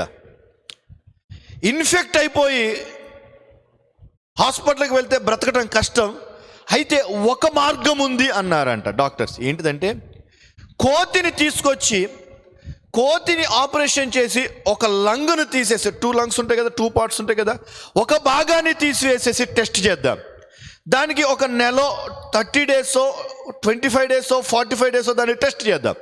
అది బ్రతికితే కనుక మానవుడు కూడా బ్రతికినట్టే అని చెప్పి ఒక లంగ్లో 2 లంగ్స్లో ఒక లంగ్ని తీసేసి కోతిని అలా చేసి ట్రీట్మెంట్ చేసి పెట్టి దానికి మంచి ఆహారం మంచిది చేసి పెడితే అట అది బ్రతికిందట, మంచిగా ఉందంట, యాక్టివ్గానే ఉందంట. వెంటనే ఆపరేషన్ చేసి మా నాన్నగారి బంధువులలో ఒకరికి 2 లంగ్స్లో ఒక లంగ్ తీసేసి ఒకే లంగ్ తోటి మనిషిని ఆపరేట్ చేసి అట్లా పెట్టారట. దాని తర్వాత ఇంచుమించు 15 సంవత్సరాలు బ్రతికాడట. దేవునికి స్తోత్రం కలుగును గాక, హల్లెలూయా. అది కేవలం మనుషులు ఆపరేషన్ చేయటం మాత్రమే కాదండి, దేవుని కృప కూడా ఉంది. దేవుని భక్తిలో ఉన్నారు కాబట్టి ఆ మాట చెప్తున్నాను నేను. ఒకవేళ ఒకటి తీసేసి అలా పెడితే ఒక అవయవము లేని వ్యక్తిగా ఉన్నట్టు లెక్క. తీసివేసిన దానికి బదులుగా మరొకటి ఏదైనా పెడితే రిప్లేస్ చేసినట్టు లెక్క. పాడైపోయిన దానికి మరొకటి పెడితే రిప్లేస్ చేసినట్టు లెక్క కదండి. సో రిప్లేస్ అనేటువంటి పదానికి అర్థం కావడానికి ఈ మాటలు చెప్తున్నాను. మానవుని యొక్క మనసంతా పాడైపోయిందండి, మానవుని యొక్క హృదయం అంతా పాడైపోయిందండి, మానవుని యొక్క స్వభావం అంతా పాడైపోయిందండి. దాన్ని రిపేర్ చేసిన మానవుడు మరలా తిరిగి వెనక్కే చూస్తున్నాడు, మరలా తిరిగి చూస్తున్నాడు, మరలా పాత స్వభావంతో బ్రతుకుతున్నాడు. అందుకనే దేవుడు రిప్లేస్ చేసి ప్రతి మనుష్యుడికి నూతన మనస్సును దేవుడిస్తున్నాడు, నూతన హృదయాన్ని దేవుడిస్తున్నాడు. రాతి గుండెను తీసివేసి మాంసపు గుండెను, నూతన హృదయాన్ని, నూతన మనస్సును నేను మీకు ఇచ్చుచున్నాను అన్నాడు దేవుడు. దానినే నవీన స్వభావము అన్నాడు. దాన్ని దేవుడు ఏమన్నాడు చెప్పండి? నవీన స్వభావమును అన్నాడు. సో రిప్లేస్ ఎగ్జాంపుల్ చెప్పాలంటే సౌలు శరీరతత్వం కలిగిన వాడు. ఆయన గాడిదలను వెతుక్కుంటూ తిరుగుతుంటే సమూయేలు కనపడ్డాడు. సమూయేలు మాట్లాడాడు, అంతా అయిపోయింది, అభిషేకించాడు. అభిషేకించిన తర్వాత సమూయేలు మొదటి గ్రంథంలో రాయబడిన 10వ అధ్యాయంలో రాయబడిన మాట ఏంటి తెలుసా? అతడు ఎప్పుడైతే అభిషేకించబడ్డాడో నూతన మనస్సును పొందుకొనేను. సింపుల్. అందుకనే బైబిల్ గ్రంథంలో ఎఫెసు పత్రికలో కూడా రాస్తూ అంటాడు, ఇదిగో తన బుద్ధిని మార్చుకొని నమ్మి బాప్తిసం పొందిన వాడికి దేవుడు నవీన స్వభావమును అనుగ్రహిస్తున్నాడు. సో రిప్లేస్ చేస్తున్నాడు అంటే క్రొత్తదే ఇస్తున్నాడు దేవుడు. నీకు క్రొత్తది ఇస్తాడు, రిప్లేస్. మా చర్చ్లో కొన్ని లైట్స్ పాడైపోతే సీలింగ్ లైట్స్ అవి తీస్తే సార్, ఎందుకంటే ఆయనకు చాలా అభిమానం నేనంటే ఆయనకి. ఆయన షాపు ప్రారంభంలో పెట్టాడు, ఒక 2-3 మంత్స్ అవుతుంది, వ్యాపారం అస్సలు లేదు వ్యాపారం అస్సలు లేకపోతే అక్కడికి వెళ్తే ఎవరు సార్ మీరు ఎక్కడ ఉంటారు సార్ అంటే, ఇట్లా నేను చర్చి పాస్టర్ గారిని బాబు, చర్చిలో లైటింగ్ అన్నీ వేస్తున్నాం బాబు, నాకు లైటింగ్ అంతా కావాలి, మంచి లైటింగ్ ఇవ్వాలి, నాకు పర్ఫెక్ట్గా ఇవ్వాలి అంటే, సార్ క్రొత్తగా షాప్ పెట్టాను సార్, మీరు మా గుడికి రావడం మా షాప్కి రావడం చాలా సంతోషం సార్ అని దండం పెట్టి, సార్ ఇస్తాను సార్, చిన్న ప్రేయర్ చేయండి సార్ అని అడిగాడు. అంతే, చిన్న ప్రేయర్ చేశాను, సామాన్లు తీసుకున్నాను. ఇంచుమించు 1,20,00,30,000 సామాన్లు తీసుకున్నాను. అంత సామానికి ఆయన ఇంచుమించు 40 to 50% పూర్తిగా తగ్గించి 70,000కి ఇచ్చేసాడండి. 1,30,000 1,40,000 సామాన్లు బిల్లింగ్ అంతా వేసాడు. ఆయన బిల్లింగ్ అంతా చూపించాడు. సార్ పడ్డ రేటుకి పడ్డట్టే మీకు ఇస్తున్నాను సార్. దేవుని గుడి అంటున్నారు. అప్పటికే 2-3 నెలల నుంచి వ్యాపారం లేదు, కానీ ఎందుకో నా మీద ఆలోచన ప్రేరేపణ కలిగి అప్పటికే ప్రార్థన చేస్తున్నా, చాలా ఇబ్బందుల కష్టాల్లో నా ప్రభువా అంటున్నా. వెళ్ళాడు దేవుడు గొప్ప కార్యం చేశాడు. ఆ తర్వాత రోజు నుండి ఇప్పటి వరకు ప్రతి నెల లక్షల్లో టర్న్ ఓవర్ చేయడానికి దేవుడు సహాయం చేస్తున్నాడు ఆయనకి. నేను ఒక్క నెల రోజులు షాప్కి వెళ్ళకపోతే ఫోన్ చేస్తాడు, డబ్బుల కోసం ఫోన్ చేయడు ఎప్పుడు. ఒకవేళ బ్యాలెన్స్ లేకపోతే సార్ తర్వాత ఇద్దరు ఇప్పుడు వద్దు సార్ అని తీసుకోడు, కొద్దిగా బ్యాలెన్స్ ఉంచుకుంటాడు, బాకీ ఉంచుకుంటాడు. నేను ఇవ్వాల్సిన డబ్బులు కొంచెం బాకీ ఉంచుకుంటాడు. అప్పుడు ఇప్పటికీ ఒక 1000 ఎంతో ఇవ్వాలా సార్, అట్లా ఉంచనియండి సార్ అంటాడు. వెళ్ళినప్పుడల్లా సార్ షాప్కి రావట్లేదు ఏంటి సార్ అని అంటూ ఉంటాడు. ఆయన అంటాడు, సార్ ఏ చిన్న సామాను ఇదైపోయిన గుడిలో నేను గుడి కాబట్టి సార్ కొత్త వస్తువు ఇస్తాను సార్ అంటాడు ఆయన. ఎప్పుడైతే సేవకుడిగా ఆ ఇంటిలో ఆ షాపులో అడుగుపెట్టి ప్రార్థన చేశానో వ్యాపారం దీవించబడింది, వర్ధిల్లబడింది. మొన్న లాక్డౌన్లో వెళ్ళకపోతే సార్ షాప్కి రాలేదు సార్ అంటే, లాక్డౌన్ ఏం కదా సార్ ఉట్టిగట్లు వచ్చి వెళ్ళండి సార్ అన్నాడు. లాక్డౌన్ అంతా అయిపోయింది. మొన్న ఈ మధ్యకాలంలోనే ఒక 10-15 రోజుల క్రితం ఒక 3 ట్యూబ్లైట్లు కొందామని వెళ్తే షాప్లో కూర్చొని మాట్లాడుతూ ఎట్లా ఉందయ్యా వ్యాపారం అంటే, సార్ మీరు అడుగు పెట్టినప్పటి నుంచి ఈ రోజు వరకు సార్ కన్నీళ్లు పెట్టుకొని చెప్తున్నాడు, ఒక్కరోజు కూడా ఈ లాక్డౌనే కానీ అని సార్ ఏది వచ్చినా నా వ్యాపారం ఆగట్లేదు సార్ అన్నాడు. ఆ కృతజ్ఞతతో ఆయన ఏమంటున్నాడు తెలుసా, ఏ వస్తువు పాడైపోయినా నాకు ఇచ్చాను సార్, కొత్త వస్తువు ఇస్తాను సార్ అన్నాడు. కొన్నిసార్లు వస్తువులు ఇచ్చేస్తాడు, మిక్సీలు ఇచ్చేస్తాడు, రకరకాలుగా ఇచ్చేస్తూ ఉంటాడు. ఎందుకో తెలుసా, దేవుడు ఎందుకు ఈ మాట చెప్తున్నాను తెలుసా, రిప్లేస్, మరలా తిరిగి వస్తువుకి బదులు ఇంకొక వస్తువుని ఇస్తున్నాడు. దేవుడు అడుగు పెట్టిన ప్రతి స్థలములో, సేవకుడు అడుగు పెట్టిన ప్రతి స్థలములో జరగాల్సిన ప్రాముఖ్యమైన అంశం ఏంటి తెలుసా, రిప్లేస్ జరగాలి. వ్యాపారం యజమానుడు, నీవు నీ ఆత్మీయ జీవితానికి ఒక యజమానుడివి. రిప్లేస్ జరగాలి. ఏంటో తెలుసా, దేవుని ద్వారా నీ హృదయములో మార్పు రావాలి. దేవుడు నూతన మనస్సు ఇస్తాడు, నూతన హృదయం ఇస్తాడు, నూతన స్వభావం ఇస్తాడు. హృదయంలో మార్పు లేకుండా, స్వభావంలో మార్పు లేకుండా, నూతనత్వం లేకుండా ఆ పాత జీవితాన్ని దేవుడు తీసివేసి నూతన మనస్సు, నూతన హృదయం, నవీన స్వభావాన్ని ఇస్తాడు. అప్పుడు నువ్వు లోకానికి ఎలా కనపడతావో తెలుసా, క్రీస్తుని పోలిన వ్యక్తిగా కనపడతావు. పాత స్వభావములో పాత బుద్ధులు కొన్ని కనబడతాయేమో. ఇంట్లో పెంచుకున్న కుక్కే కానీ, పెంపుడు కుక్కే కానీ, ఊర కుక్కే కానీ, ఏ కుక్క అయినా మారింది అని తెలుసా, తోక వంకర మారదు కదండి. ప్రతి కుక్క ఇంట్లో పెంచుకునేదైనా, శ్రేష్టమైన ఆహారం తింటున్నా, మంచి వాతావరణంలో ఉంటున్నా, మురికిలో అడుగు పెట్టదైనా తోక వంకరగానే ఉంటుంది. వీధుల్లో తిరిగేదైనా తోక వంకరగానే ఉంటుంది. కాబట్టి మనము కొన్నిసార్లు రక్షించబడి పాత వ్యక్తులముగా ఉన్నాం, కొన్ని స్వభావాలు మారవు మన జీవితాల్లో. అందుకనే దేవుడు ఏమన్నా తెలుసా, మీ పాత స్వభావాన్ని తుడిచి వేస్తాను, కడిగి వేస్తాను, పరిశుద్ధపరిచి మీలో నూతన స్వభావం నుంచి నన్ను నేను మరలా ఏదేను తోటలో ఆదాములో నన్ను నేను చూచుకున్నట్టుగా మీలో నన్ను నేను రిప్లేస్ చేసుకొని మీలో నన్ను నేను చూసుకుంటాను అంటున్నాడు. దేవునికి మహిమ కలుగును గాక. హల్లెలూయా. అది సో రిప్లేస్ అనే పదానికి ఇశ్రాయేలు ప్రజల హృదయాలను ఎన్నో రకాలుగా దేవుడు రిప్లేస్ చేయాలని ప్రయత్నం చేస్తున్నాడు. ఇంకా ఇశ్రాయేలు ప్రజలు అలాగే ఇంకా మెస్సయ్య రాలేదు అనేటువంటి అదే తలంపుల్లో, ఆలోచనలో ఉన్నారు. So replacement is very important in spiritual life. ఆ రిప్లేస్మెంట్ జరగాలి అంటే జరగాల్సింది ఏంటో తెలుసా అండి, ప్రార్థన చేసి ఆత్మచేత నింపబడి భాషలతో మాట్లాడి నీ హృదయాన్ని మార్చుకో, రిప్లేస్ చేసుకో. నీలో నీవు కాకుండా క్రీస్తు జీవించాలి అంటే ఆత్మచేత నింపబడి భాషలతో మాట్లాడాల్సిందే, తప్పదు, అందులో అనుమానం లేనే లేదు. ఎన్ని విషయాలు? 5 విషయాలు జ్ఞాపకం చేశాను. 6వ విషయాన్ని జ్ఞాపకం చేస్తున్నాను. రికన్సిలియేషన్ అంటారు, అంటే మరలా తిరిగి దేవునితో కలపబడుట.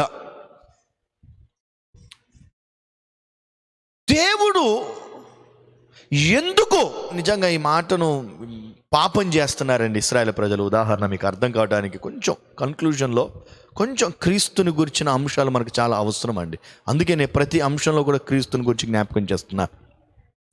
ఇశ్రాయేలు ప్రజలు పాపం చేస్తున్నారు, ఇశ్రాయేలు ప్రజలు పొరపాటు చేస్తున్నారు. ఆదాము వెళ్ళగొట్టబడిన తర్వాత మరలా తిరిగి పాత బుద్ధుల్లోనే, పాత స్వభావాల్లోనే బ్రతుకుతున్నారు. దేవుడు అందుకనే మోషేను సీనాయి పర్వతం మీదకి పిలిచి, మోషే 3 విషయాలు నీతో చెప్తాను అన్నాడు. ఏంటిది ప్రభు అంటే, 1 10 చెప్తాను. 10 పాటు చాలా విషయాలు, అవన్నీ కూడా ఆజ్ఞల కిందే, ప్రాముఖ్యమైన 10 అని చెప్పాడు. 2వది ఒక మందిరాన్ని కట్టు మోషే అన్నాడు. సరే ప్రభు అన్నాడు. 3వది దేవుడు ఏమన్నాడు తెలుసా, ఆరాధించే పద్ధతులు ఏంటో చెప్తాను, నేర్చుకో అన్నాడు. సో ఆజ్ఞలు ఇచ్చాడు, బాగానే ఉంది. గుడి కట్టమన్నాడు, టెబర్నకిల్ గుడారము మందిరాన్ని కట్టమన్నాడు, కట్టాడు. దేవుడు చెప్పిన కొలతల ప్రకారం, దేవుడు చెప్పిన ఆ వస్తువులతోటి, దేవుడు చెప్పిన పరికరాలతోటే మందిరాన్ని కట్టాడు. సూపర్. అన్నిటికంటే విలువైంది ఏంటో తెలుసా? బలి అర్పణ, ఆరాధన పద్ధతులు. పాపం చేసిన వాడు మరలా నాతో మాట్లాడాలి అనుకుంటే, మరలా ఈ సమాజంలో ఉండాలి అనుకుంటే, పొరపాటు చేసిన తర్వాత ఈ సమాజంలో ఉండాలని ఎవరైనా అనుకుంటే కనుక నా దగ్గరకు వచ్చి బలి అర్పణ చేసి ధూపము వేయాల్సిందే అన్నాడు దేవుడు. ఇంక అంతే. మరలా నాతో సహవాసం కావాలి అనుకున్న ప్రతి వ్యక్తి కూడా బలి అర్పణ జరగాల్సిందే, లేకుంటే నేను అసలు ఒప్పుకొని అన్నాడు దేవుడు. ఎంత అద్భుతమైన మాట. ఇప్పుడు జాగ్రత్తగా వినండి. దేవుడు ఎన్నోసార్లు మరలా తిరిగి క్షమిస్తూ మరలా తిరిగి సహవాసం, మరలా తిరిగి క్షమిస్తూ మరలా తిరిగి సహవాసం. రాను రాను రాను రాను చేయాల్సిన విధానాలు ఆచారాలు అయిపోయినాయి. అర్పించడం పొరపాటు చేయటం, అర్పించడం పొరపాటు చేయటం, పాపం చేయటం ఒక బలి గొర్రెనిత్తి అయిపోయి, నేరం చేయటం, వ్యభిచారం చేయటం, రావటం ఒక మేకపోతునిత్తే సరిపోయా, పాపాలు చేయటం ఒక కోడినిత్తే అయిపోయా, పాపాలు చేయటం ఒక పక్షినిత్తే అయిపోయి, పాపాలు చేయటం ఒక పోతునిత్తే అయిపోయి. ఇదే అయిపోయింది మానవ జీవితం. ఆచారాలు అయిపోయినాయి. దేవునికి కావాల్సింది ఆచారాలు కాదండి, నువ్వు కావాలి, నీతో సహవాసం కావాలి. అందుకనే పాత నిబంధనకి కొత్త నిబంధనకున్న వ్యత్యాసం ఏంటంటే, దేవుడు కోరుకునేది సహవాసమే, కానీ ద వే ఆఫ్ ఇంప్లిమెంటేషన్. పాత నిబంధన బలి అర్పణలు అయితే, క్రొత్త నిబంధనలో క్రీస్తు బలియాగము ఆయను. యేసుని గురించి ఒక 3 విషయాలు. క్రిస్మస్ టైంలో మా మందిరం తరపున ఈ మనుగూరు పట్టణంలో ప్రతి సంవత్సరం 15 నుంచి 20 క్రిస్మస్లు పెడతా. ఊరిలోనే, ఒకటే దగ్గర కాదు, వీధుల్లో పెడతాను. దేవుడు నాకు ఇచ్చిన ప్రేరేపణలు అవి. సిగ్గుపడను. నాకు ప్రజలు కావాలి, వేల మంది కావాలి, లక్షల మంది కావాలి, ఇంత పెద్ద మందిలో సేవకుడిని ఎప్పుడు గర్వించను నేను. దేవుడు నాకు ఇచ్చిన తలంపు, నా తండ్రి దగ్గర నేను నేర్చుకున్నటువంటి కొన్ని విషయాలు. కష్టపడాలి, తగ్గించుకోవాలి, దేవుడే దీవిస్తాడు. సింపుల్ లైఫ్ అంతే. ఏదో వేసుకోవాలా, డిగ్నిటీలు, ఇవన్నీ పనికిరావు మన దగ్గర. దేవుడు డిగ్నిటీలు అవి కాదు కోరేది. దేవుడు కోరుకునేది కొన్ని విషయాలే. నువ్వు కష్టపడు, తగ్గించుకో, నేను దీవిస్తాను. సింపుల్ అంతే. కాంప్లికేట్ చేసుకోవద్దు సేవా జీవితాన్ని ఎప్పుడు కూడా. దేవుడు కోరుకున్న రీతిగా, దేవుడు నన్ను ప్రేరేపించిన రీతిగా మనుగూరులో సేవ విస్తరణ కొరకు అన్యులు రావట్లే కాబట్టి నేనే అన్యుల దగ్గరికి వెళ్ళటం మొదలుపెట్టాను. క్రిస్మస్ టైంలో కొన్ని ప్రసంగాలు చేశాను. యేసుని గురించి కొన్ని విషయాలు చెప్పాను. అందులో ఒక అంశం ఏంటంటే, పాత నిబంధనలో యాజకుడు గొర్రెపిల్ల కానీ, మేకపోతు కానీ, ఏడాది దూడ కానీ తెస్తే యాజకుడు బలి అర్పణ చేస్తాడు పాత నిబంధనలు. క్రొత్త నిబంధనలకు వచ్చేసరికి యాజకుడు బలి అర్పణ చెయ్యడు, యాజకుడే బలియాగమవుతాడు. సింపుల్. పాత నిబంధనలో యాజకుడు, బాబు నీ పాపాలు క్షమించబడాలా, నాన్న నీ పాపం క్షమించబడాలా, బాబు అమ్మ నీ పాపాలు క్షమించబడాలా, ఒక మేకపోతునో గొర్రెపిల్లనో పావురను నీ ఆర్థిక స్థితికి తగినట్టుగా నువ్వు తీసుకొనిరా, నేను బలి అర్పణ చేసి దేవునికి మీకు మధ్యలో నేను బలి అర్పణ చేసి నేను మధ్యవర్తిగా బలి అర్పణ చేసి మధ్యలో నిలబడతానంటున్నాడు అహరోను తన కుటుంబీకులు లేవీలు. ఇప్పుడు క్రొత్త నిబంధనలో యాజక ధర్మం మొదలైంది. కొత్త నిబంధన యాజక ధర్మానికి ఉన్న విలువల్లో ఒక ప్రాముఖ్యమైన విలువ ఏంటి తెలుసా? నేను చాలా ప్రసంగాలు విన్నానండి. యాజక ధర్మము, క్రొత్త నిబంధన యాజకత్వం అనే అంశాల మీద ఒక దైవజనుడు చాలా ప్రసంగాలు చేశాడు. కొన్ని విన్నాను. కొన్నిసార్లు ప్రసంగాలు మనం వింటుంటాం కానీ అవి తగలాలండి కొన్నిసార్లు. విన్నాను కానీ ఎందుకో ఇంకా ఇంకా ఇంకా ఏంటిది అసలు కొత్త నిబంధన యాజకత్వం అంటే ఏంటి అసలు? సో నిజమైన యాజకత్వం అంటే ఏంటి అసలు? పాత నిబంధనలో ఉన్న యాజకత్వానికి క్రొత్త నిబంధనలో ఉన్నటువంటి యాజకత్వానికి తేడా ఏంటిదంటే, పాత నిబంధన గ్రంథములో యాజకుడు తీసుకొస్తే బలిస్తాడు, కానీ క్రొత్త నిబంధనలో యాజకుడే బలియాగమాయెను. యాజకుడు బలియాగం అవటం అంటే మామూలు విషయం కాదండి. ఇప్పుడు నీవు ఒక యాజకుడివి, నీవు బలి పశువులాగా దేవుని సన్నిధిలో సేవ చేస్తున్నావా లేదా?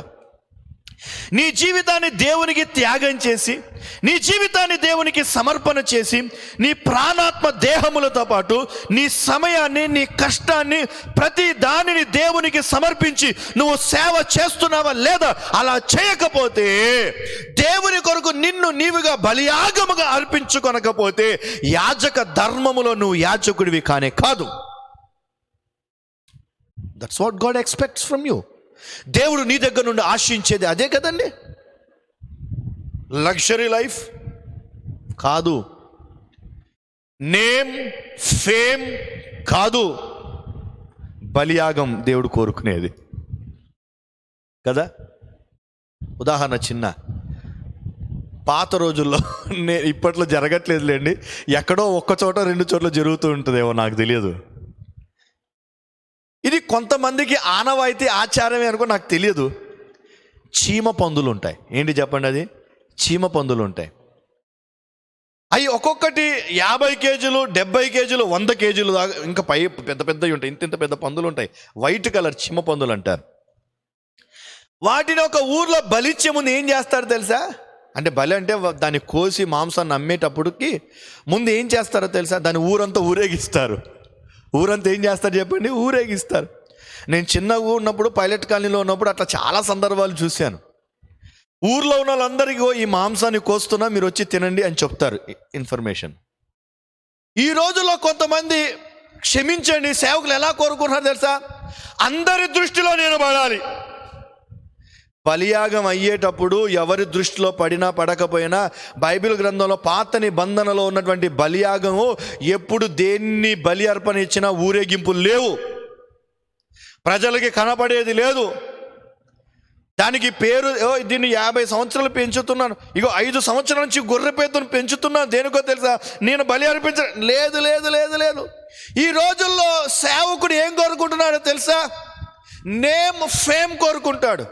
అది లేకపోతే రారు, అది లేకపోతే నిలబడరు, కరపత్రాలు సరిగ్గా లేకపోతే రారు, కరపత్రాల్లో ఒక ఫోటో ఇవ్వ ఇంకో ఫోటో ఎత్తే రారు, నిలబడరు, సతాయిస్తారు, డబ్బులు కావాలి. 1,00,000 కథలు ఉన్నాయండి లోపాలు.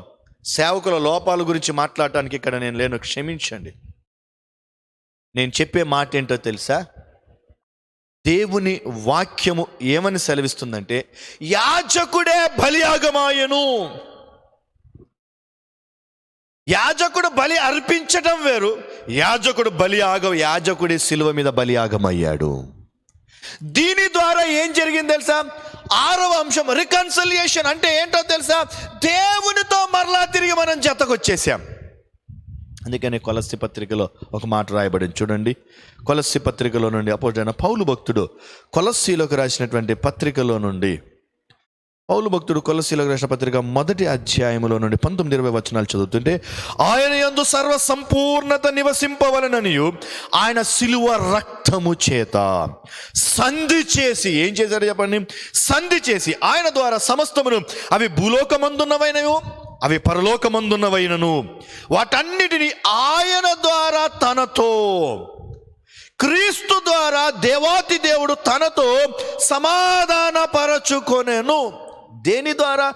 రక్తము ద్వారా సంధి చేసి, బలియాగము ద్వారా, బలి అర్పణ రక్తము ద్వారా.